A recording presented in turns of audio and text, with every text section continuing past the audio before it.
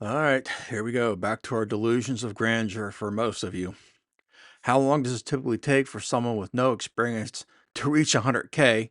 I got news for you. 100K at these companies is nothing. That's like help desk people. Or more of a data scientist. All right, the role is dead, so we can say none, because the role doesn't exist. It's a joke. At top tech companies like Google, Amazon, and Facebook. All right, so here I've posted this over 50 times. I know I have.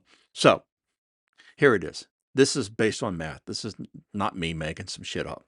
It is 100 times harder to get into any of these companies at an entry level role than it is to get into Harvard. Entry level role, not the top tier role of the machine learning engineer or the data engineer. These, hell, it may be 300 times harder because there are so many limited roles here. Let me help you out. Unless your IQ is 150 to 160 and you've published something that's amazing, or you graduated from Stanford and your dad works at Google, you won't be working at any of these companies. I promise. All right, so just stop. I don't know how to make it any more clear to you that this is for the elite.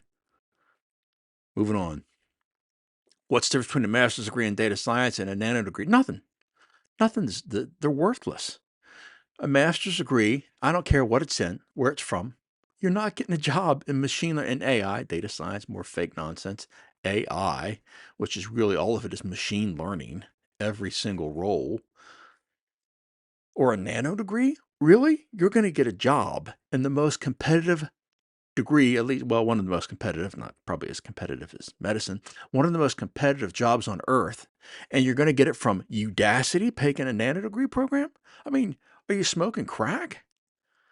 I mean, I don't understand. Like, are most of the people that are looking at this are really interested in the space this delusional?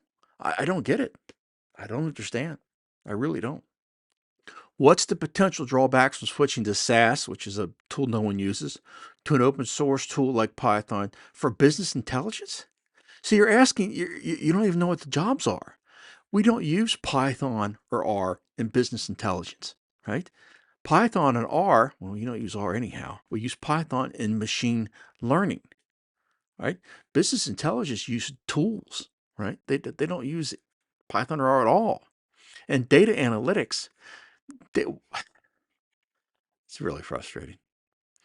Data analytics, a data analyst does two things. They create reports and they create KPIs. Data analytics at any company has nothing to do with Python, nothing to do with R, nothing to do with business intelligence, right? Data analytics is a role that's been around for 30 or 40 years. They create reports and KPIs. So most of you don't even know the roles, and you're going to switch from SAS, which you really don't work with in the real world. You just think that it's a flashy tool, and you're going to work at a large company? Folks, we really need to drop our delusions. All right, we really need to understand that right now, the only people working in machine learning are the elite in IT, the elite in IT. Get it? They're already in IT, right? Most people that are in machine learning jobs come from IT. They've been in IT.